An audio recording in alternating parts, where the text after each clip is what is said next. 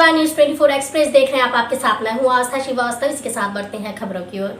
सलुम्बर के इंटाली खेड़ा में गत दिनों 2 लोगों के पॉजिटिव आने के बाद कल एक साथ 5 कोरोना पॉजिटिव रिपोर्ट आने के बाद पूरे गांव में ग्रामीणों में हड़कंप मच गया और व्यापारियों में कोरोना का भय बन गया।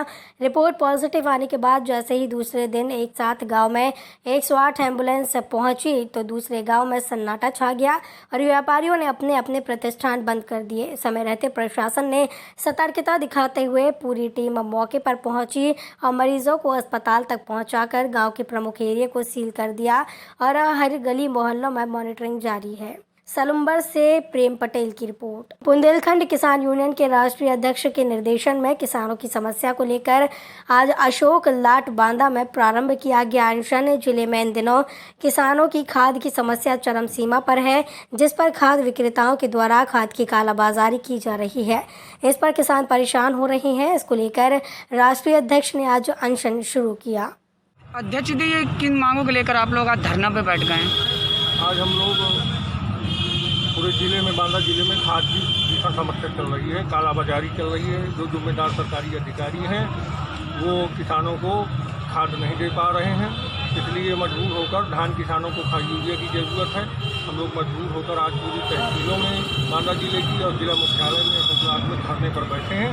हमारी मांग है कि तुरंत से तुरंत यूरिया की कालाबाजारी को की जाए और सभी सोसाइटियों में किसानों को उचित दर पर खाद मुहैया कराई जाए। खाद की कमी से किसानों को किस किस तरह की समस्याओं का सामना करना पड़ता है? खाद की कमी से किसान दिन दिन भर सोसाइटियों के बाहर, खाद केंद्रों के बाहर खड़ा रहता है, कई दिनों के चक्कर लगाता है। कोरोना काल में संक्रमण होने का खतरा बना हुआ है। हजारों किसान खाद केंद्रों में लगे हुए हैं। उन प्रशासन सुध नहीं ले रहा है क्या इस मामले में? बिल्कुल, ये करीब एक पखवाड़े से ये समस्या बड़ी गंभीर रूप से बनी हुई है और प्रशासन को हम लोगों ने कई बार और तमाम लोगों ने ज्ञापन भी दिए, मांग भी की, लेकिन प्रशासन ने सुध नहीं। मजबूर होकर हम लोगों को आज धरने पर बैठना पड़ा और लगभग 80-90% एरिया पूरा जो है तबाह चल रहा है खाद के लिए। कितना दिवसीय आपका अनशन रहेगा? 1 दिवसीय आज का है हमारा, जिला मुख्यालय पर भी और सभी तहसील मुख्यालयों पर भी चल रहा है। शुभ नाम क्या? विमल शर्मा, राष्ट्रीय अध्यक्ष बुंदेलखंड किसान यूनियन। बांदा से कासिम खान की रिपोर्ट। नई दिल्ली से लखनऊ जाने वाली स्वर्ण शताब्दी एक्सप्रेस से आज कोरोना काल में कई दिन बाद यात्रियों ने यात्रा कर राहत की सांस ली। यात्रियों ने यात्रा के दौरान गाड़ी में दी गई सुविधाओं के न मिलने और 55 मिनट लेट होने से कुछ नाराजगी भी दिखी। 23 यात्री इटावा स्टेशन पर उतरे और 14 यात्रियों ने इटावा रेलवे स्टेशन से गाड़ी पर सवार होकर आगे की ओर यात्रा की। मैं यहाँ से बालाजी आई हॉस्पिटल में चिकित्सक हूँ।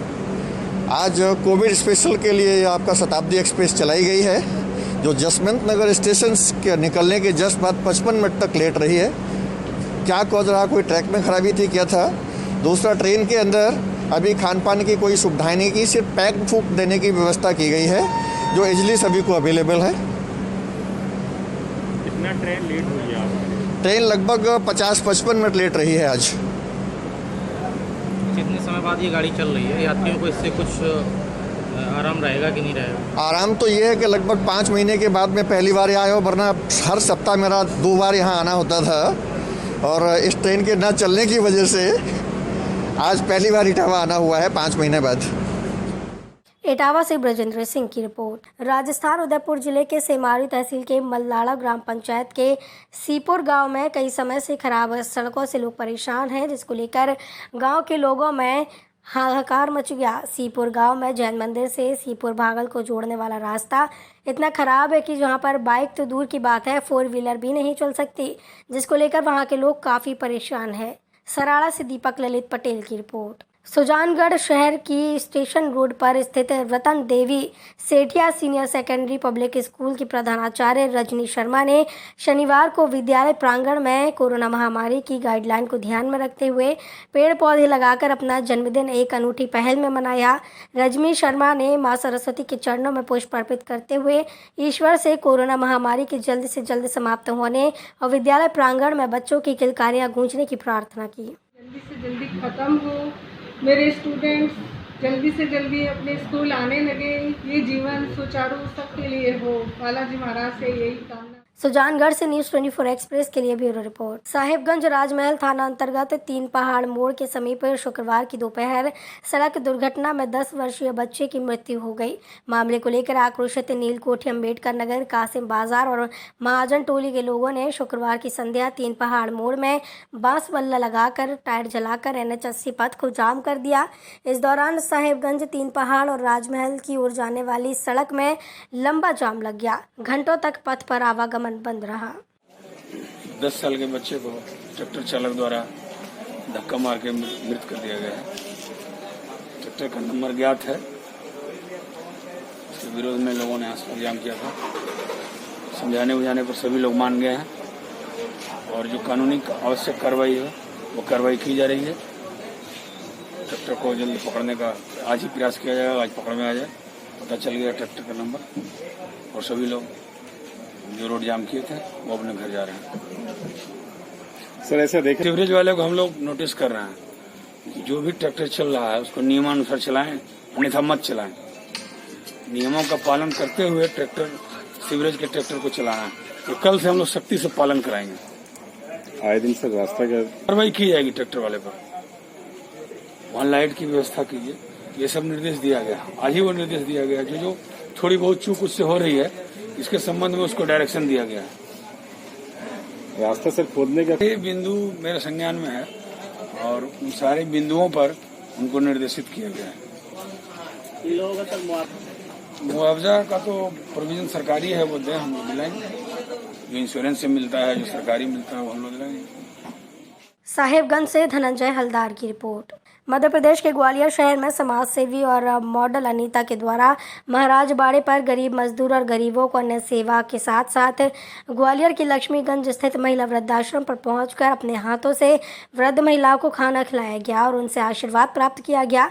इस अवसर पर महिला वृद्धाश्रम की संचालिका के साथ साथ वहाँ के कार्यकर्तागण और महिलाएं मौजूद रहीं। अनीता, आगे कुछ अनीता ही खाली नाम के और कुछ लिखते हैं। अनीता उडिया।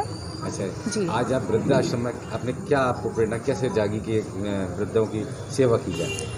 एक्चुअली क्या, मेरी माँ बचपन से ये काम करती आ रही थी, तो मुझे बचपन से ही ये शौक़ था और ये प्रेरणा मुझे अपनी माँ से मिली है और ये काम मैं बचपन से ही करती आ रही हूँ। वृद्धाश्रम के अलावा एनिमल्स के लिए भी करती हूँ। और इस तरफ देखिए, इनको मत देखिए, इधर देखिए, आप थोड़ा इधर हो जाओ। क्या मैं आपको सही से फ्रेम बना रहा हूँ आप लोग? हाँ, ये प्रेरणा आपको कहाँ से मिली? ये प्रेरणा मुझे अपनी माँ से मिली है, क्योंकि मेरी माँ श्राद्ध, मुझे हर गुरुवार को मैं ये काम करती हूँ। बस ये है कि मैं हर अलग अलग जगह करती हूँ। आज मैंने वृद्धाश्रम चुना है। जी। कला नाम है। कला। कला, कितने समय से आप यहाँ पर रह रहे हो? हो गई 8 साल। 8 साल। कोई परेशानी तो नहीं आती? सब अच्छा जीवन कटता है। आज का भोजन कैसा लग रहा है? रोज 30 दिन अच्छा ही खाते हैं। अच्छा। और कट।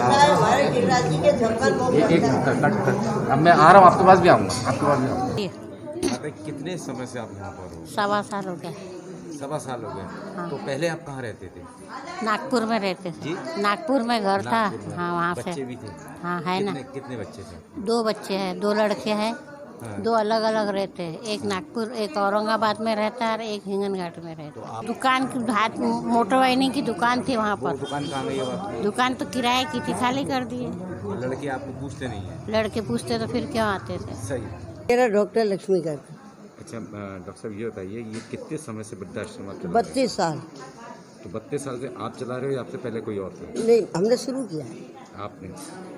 बट आपने या मियाँ बीवी मिल के दोनों? हाँ, हमारे परिवार में। ऐसी आपके मन में भावना क्यों आई कि वृद्धाश्रम में चालू करें? तो क्या हुआ, एक वृद्ध महिला और पुरुष को उसके बच्चे मथुरा से ब्राह्मण थे, टांग टूटी, अस्पताल में छोड़ के भाग गए। पहले तो ट्रस्ट बड़ी मुश्किल में बना। सिर्फ आपको आश्वासन दिया, आज तक दिया कुछ नहीं? नेताओं ने नहीं दिया। नहीं दिया। आप फिर आकाश और संस्थाएं आपको मिलकर? संस्थाएं तो अब बहुत आ रही है हमारे पास। नेता ने आज तक कोई मंत्री नेता ने नहीं। आकाश त्रिपाठी कलेक्टर आया, उसने हमारा नॉमिनेशन करवाया। ठीक, बस। धन्यवाद। ग्वालियर से ब्यूरो सागर शर्मा की रिपोर्ट। लोणद शहर में कोरोना बढ़ता चला जा रहा है। लोणद पुलिस थाने के 2 सिपाहियों को कोरोना हो गया और रिपोर्ट पॉजिटिव आई। कुछ दिन के बाद ड्यूटी पे पुलिस थाने में वो हाजिर हुए, जिनका स्वागत संतोष चौधरी ने बड़े ही धूमधाम से किया। सतारा से दिलीप बाघमारे की रिपोर्ट। फिरोजाबाद में खाद्य सुरक्षा और औषधि प्रशासन विभाग को बड़ी कामयाबी मिली है। 3,40,000 का नकली पनीर उन्होंने बरामद किया है। लगभग 3 बजे से ही रास्तों पर टीमें तैनात थी। टीमों ने मुस्तैदी से कार्य करते हुए वाहन को रोका। वाहन के ऊपर सब्जियों के खाली कैरेट थे। ऊपर की कैरेटें हटाने के बाद थर्माकोल के बॉक्स में बड़ी मात्रा में पनीर मिला। पनीर की गुणवत्ता सही नहीं पाई गई और पनीर से खराब बदबू भी आ रही थी। पनीर के 3 नमूने सैंपल के लिए गए हैं। जेसीबी मशीन से गड्ढा खुदवा कर 20 क्विंटल पनीर को गड़वा दिया गया। उसमें है क्या और पूरा मामला था क्या? ये गाड़ी जो है धौलपुर राजस्थान से आई हुई है और इसमें पनीर भरा हुआ है। एक्चुअली इसको पनीर को इस संदेह के आधार पर पकड़ा गया कि हमारे यहाँ पहले ढाबे हाईवे पे जितने भी होटल्स हैं उनकी जांच कराई हुई थी और उनके पनीर के नमूने लिए गए थे। वो सारे पनीर खाने के लिए असुरक्षित पाए गए। उसके आधार पे हम लोगों ने इनके नेटवर्क को देखा कि ये कहाँ पे किस तरीके से सप्लाई हो रही है, कहाँ बन रहा है। तो ये निकल के आया कि इसका जो रैकेट है वो राजस्थान में है। तो इसको पुनः लाइट पे भेज रहे हैं और इसमें जो बदबू और सबके आधार पर इसको नष्ट कराएंगे। जिससे हमने कहा कि आप लोगों को फ्यूचर में इस तरीके के सामान ना मिले, तो उन पर काम कर रहे हैं। इसमें ढाबा संचालक भी सभी सहयोग। सर व्हीकल की बरामदगी कहाँ से हुई है? कृष्णा मिल्क डेयरी भी इसके दायरे में आई होगी, जांच के दायरे में? हाँ, जांच के दायरे में है। उसके लाइसेंस और उसकी जांच कर रहे हैं। जो भी लोग लोकल इन्वॉल्व हैं और जानबूझ के इन्वॉल्व हैं उनके खिलाफ भी। जाहिद, ये क्या है? ये सब कहाँ लेकर के जा रहे थे और इसमें है क्या गाड़ी में? पनीर है सर। कहाँ लेकर के जा रहे थे? कहाँ सप्लाई कर रहे थे? सप्लाई कहीं से इधर ही आता है। कहाँ से लेके आ रहे थे आप गाड़ी? धौलपुर से। यहाँ कहाँ लेके आए थे? जी अपना सुखोबाद। कहाँ सप्लाई देते हो फिरोजाबाद में? कहीं नहीं सर, यहीं आता है। कहाँ, किस जगह? जी कृष्णा डेयरी। कृष्णा डेयरी। समय से आप सप्लाई दे रहे हो इसमें? दूसरा चक्कर है सर। माल आपका क्या है, क्वालिटी क्या है? जांच में क्या निकल के आया है? जांच में BR बता रहे कम। कहाँ से कलेक्ट करते हो दूध को? दूध तो प्लांटों से आता हो, कहीं ना कहीं से आता हो। आपको नहीं पता आता है कि नहीं आता? प्लांटों से आता हो, मेरे को वैसी जानकारी नहीं है। सेठ लोगों को मालूम है, बर्तनों को थोड़ी बताएंगे। फिरोजाबाद से हैदर अली की रिपोर्ट। जामताड़ा जिले के फतेहपुर थाना क्षेत्र के अगैया गांव में स्थित मुख्य सड़क पर अज्ञात वाहन की चपेट में आने से एक व्यक्ति की दर्दनाक मौत हो गई। घटना की सूचना मिलने पर फतेहपुर थाना प्रभारी महेंद्र प्रसाद दलबल के साथ घटनास्थल के पास पहुंचे और शव को अपने कब्जे में लेकर पोस्टमार्टम के लिए जामताड़ा भेज दिया। मृतक की पहचान दुमका जिले के मसलिया थाना क्षेत्र अंतर्गत भलूक सुंधिया निवासी नागेंद्र मरांडी के रूप में हुई है, जो अपने ससुराल बड़ा चपुड़िया जा रहा था। मैंने हम लोग का ये जमाया था, रोड में मरा गया, वही मैंने हम लोग कहना चाहते हैं। उसका नाम है नौरैन मरांडी और घर हो गया भालुक सिंघिया। मेन रोड पर जो जामताड़ा से दुमका जाते हैं, उस रोड पर एक लाश मरा हुआ एक्सीडेंट पाया गया। ग्रामीणों द्वारा सूचना दिया गया कि वहाँ पर एक एक्सीडेंट होकर के मरा हुआ आदमी है। मैंने तुरंत गाड़ी उठा करके फोर्स के साथ उस जगह पर पहुंच गए और जगह को शांति देकर शांतिपूर्ण बताया और सबको उठा करके पोस्टमार्टम के लिए भेज दिया गया। नहीं दिया है, उसका घर पड़ता है मछलिया थाना अंतर्गत भालू सुबिया पड़ता है मृतक का घर, और उसका ससुराल पड़ता है बड़ा चपुरिया, पड़ता है नागेंद्र मरांडी, उम्र करीब 30 वर्ष पड़ता है। उसका पिता का नाम पड़ता है दीवी मरांडी। जामताड़ा से आरिफ हुसैन की रिपोर्ट। न्यूज़ 24 एक्सप्रेस में फिलहाल इतना ही। मुझे दीजिए इजाजत। नमस्कार।